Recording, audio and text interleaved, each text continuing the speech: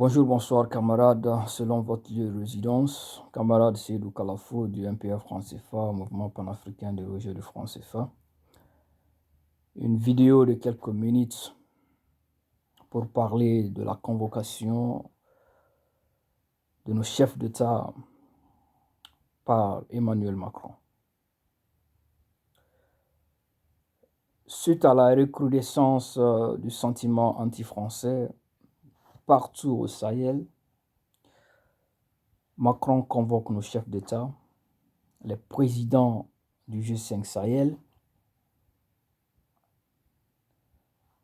Mali, Niger, Burkina Faso, Mauritanie et le Tchad, pour venir le rencontrer à Pau en France et clarifier leur position. Entre nous, de qui se moque-t-on réellement? À la lecture de ce conflit, de ce qui se passe dans le Nord, ou de ce qui se passe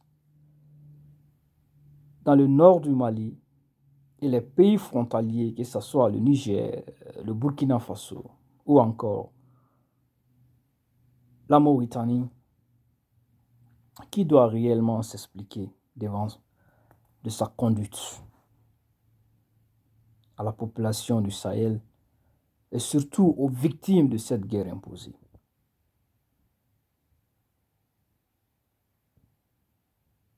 L'histoire, elle est récente. Nous avons tous suivi quand Sarkozy décida d'envahir la Libye. Il dévasta la Libye, tua Kadhafi avec d'autres impérialistes, donnant voix aux narcotrafiquants, aux bandes armées, de prendre l'arsenal militaire pour venir dans le Grand Sahel et notamment au Mali. Ils ont envahi le Mali, contrôlé 3 grandes régions, Tombouctou, Gao, Kidal. Et quand Serval fut appelé pour apporter soutien aux forces armées maliennes, ça aussi, il faut le dire, la France, c'est de l'histoire récente aussi. Quand l'Allemagne occupait la France, sans l'appui des Alliés, la France ne serait plus la France. Donc, il n'y a pas de honte à demander de l'aide. Mais quand l'aide est empoisonnée, la France fut saluée par les Maliens. Certains Maliens ont même donné le nom de François Hollande à leurs enfants, en hommage à l'intervention française. Mais qu'est-ce que la France a fait? La France et l'armée malienne ont cheminé ensemble pour recouvrir Tombouctou, pour recouvrir Gao. Mais au port de Kidal, Serval est rentré seul, sans l'armée malienne. Et c'est de là l'origine de tous les problèmes que nous vivons aujourd'hui dans le Sahel. C'est de là que ce qu'on appelle aujourd'hui terroristes, jadis rebelles, narcotrafiquants, bandes armées se sont repliés, ont retrouvé une base. C'est cela la vérité. Et nous le savons tous.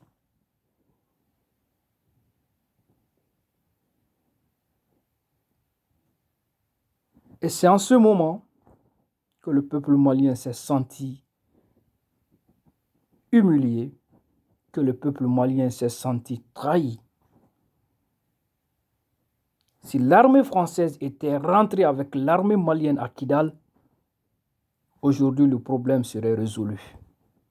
La paix serait au Mali et partout dans le Sahel. Mais cela n'a pas été fait.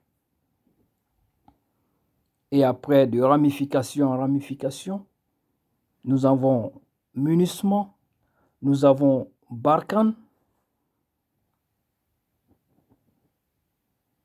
nous avons dans le Sahel plus de 30 000 hommes équipés avec des armes de pointe, des technologies et tout pour traquer à peu près 5 000 terroristes. Mais on n'arrive pas à les capturer. On n'arrive pas à les éliminer. C'est quoi le vrai problème? C'est ça la question fondamentale qu'on doit se poser. Pourquoi des gens, des terroristes qui n'ont que des armes rudimentaires arrivent à causer autant de problèmes à plus de 30 000 hommes? Et c'est cela que la population n'arrive pas à comprendre. Et c'est incompréhensible. Quand la France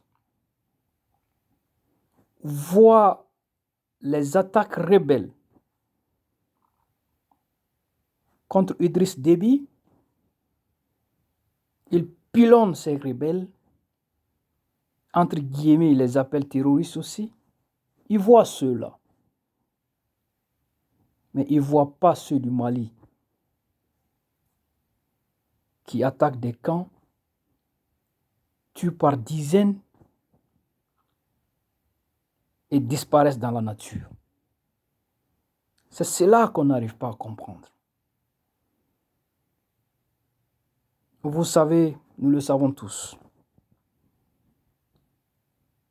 les enjeux géostratégiques en dessous de l'intervention française dans le Sahel. Nous le savons. L'armée française est le bras droit du ministère des Finances et de l'économie de la France. Tout est lié.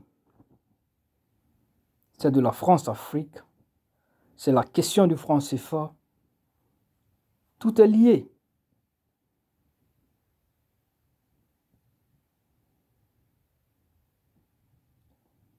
Il est important que les puissances occidentales sachent, et plus précisément la France, que l'Afrique d'hier n'est pas l'Afrique d'aujourd'hui. L'Afrique de 1945 n'est pas celle de l'Afrique de 1990. Celle de 90 n'est pas celle de 2019. Les temps ont changé, les esprits ont évolué. Les Africains veulent vivre chez eux heureux. Ils ne veulent plus traverser la Méditerranée. Ils veulent travailler chez eux. Et les Africains ont ce bel exemple de la Chine. La Chine s'est développée par le travail pour devenir un leader du monde. Et nous savons que le travail porte fruit.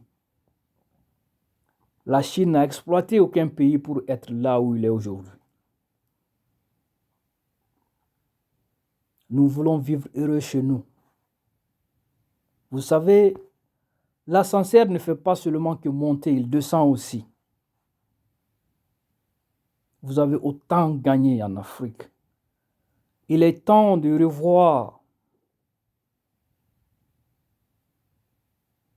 vos accords de coopération avec les pays africains.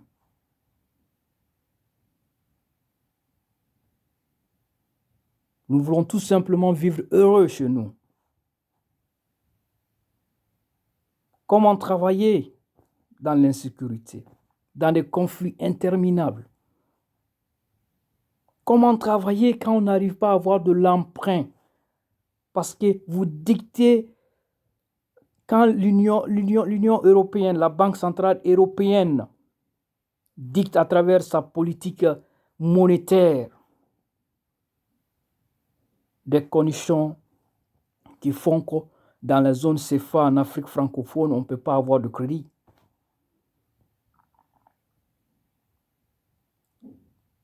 Comment donner de l'emploi à la jeunesse?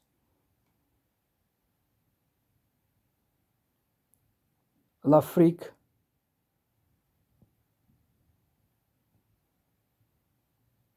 n'a pas besoin de faire la guerre à n'importe quel pays au monde. C'est un continent de paix qui aspire à la paix. Pourquoi ne pas comprendre?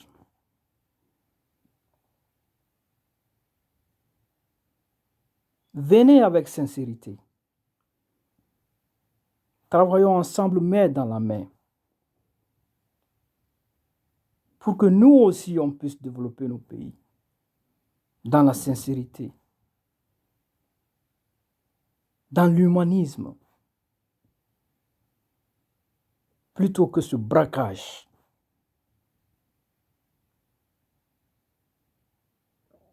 Il y a un temps pour tout et je peux vous garantir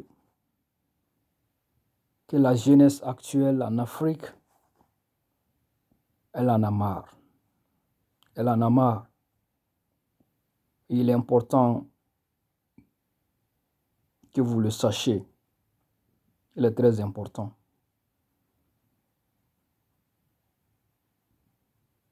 Car le néocolonialisme arrogant ne marche plus, ne marchera plus en Afrique. Revoyez vos copies. Toute cette question de clarification, c'est pas cela. La France ne va jamais quitter le Sahel. Elle ne va jamais quitter. C'est une façon pour la France d'imposer des choses à nos chefs d'État. De dire, OK, vos populations sont contre nous, prenez des lois pour mater les opposants, les activistes et tous ceux qui sont contre le franc CFA, la France-Afrique. C'est ça. Faire taire tout le monde. C'est ça en réalité ce que la France veut. On n'est pas dupe. On n'est pas dupe. Cette rencontre du 16 est bien mûrie, organisée pour humilier nos chefs d'État devant les caméras du monde, pour dire que non, la France n'est pas néocolonialiste. C'est nous-mêmes qui demandons à la France de venir nous aider. On n'a pas les armes, on n'a pas ceci, on n'a pas cela, on a besoin de la France. Et on va dire, ben, c'est vrai, la France fait du bon boulot au Sahel. Tout ce qu'on dit, c'est du n'importe quoi. C'est pas du n'importe quoi. Au Quai d'Orsay, on sait ce qu'on fait en Afrique. On sait ce qu'on fait au Sahel. Arrêtez de bluffer. Soyez cohérents.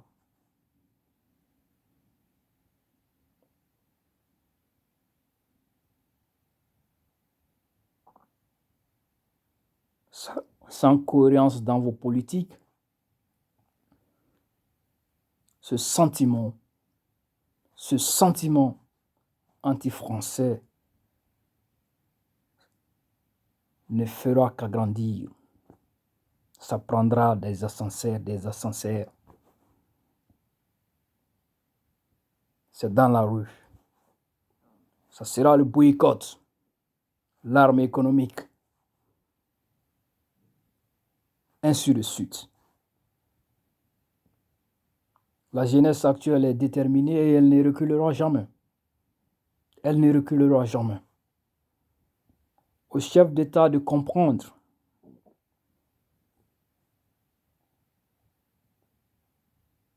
comprenez la jeunesse de vos pays. Ils seront là à vous soutenir si vous prenez de bonnes décisions.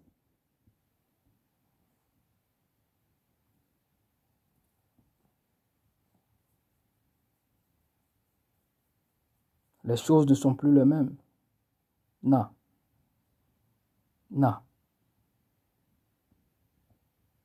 Donc, si vous partez là-bas rencontrer Emmanuel Macron, dites-lui de retirer ses troupes. Qu'il plie les bagages. Nous aurons la semaine prochaine d'autres qui vont arriver. Le Sahel, c'est trop géostratégique pour toutes les puissances du monde. Bien sûr, d'autres embarqueront et feront le travail que nous voulons.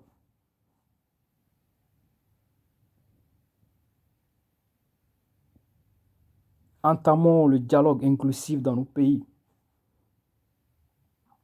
Ceux qui sont aujourd'hui hors la loi, ce sont aussi nos concitoyens.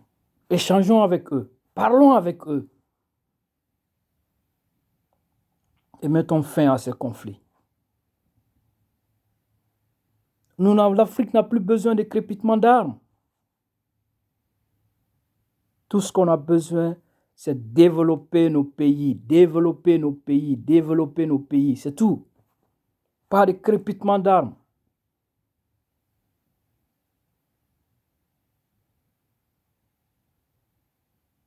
Est-ce difficile à comprendre?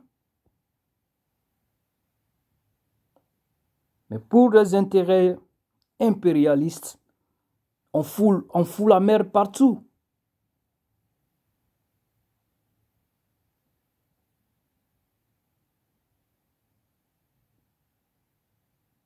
Ces forces impérialistes, elles font quoi au Yémen?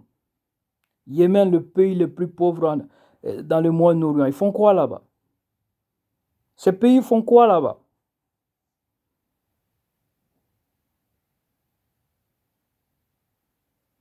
Quand plus de 50 000 enfants meurent, ça c'est seulement une année, sont tués, 130 par jour. Et tout ça pour des questions d'hégémonie.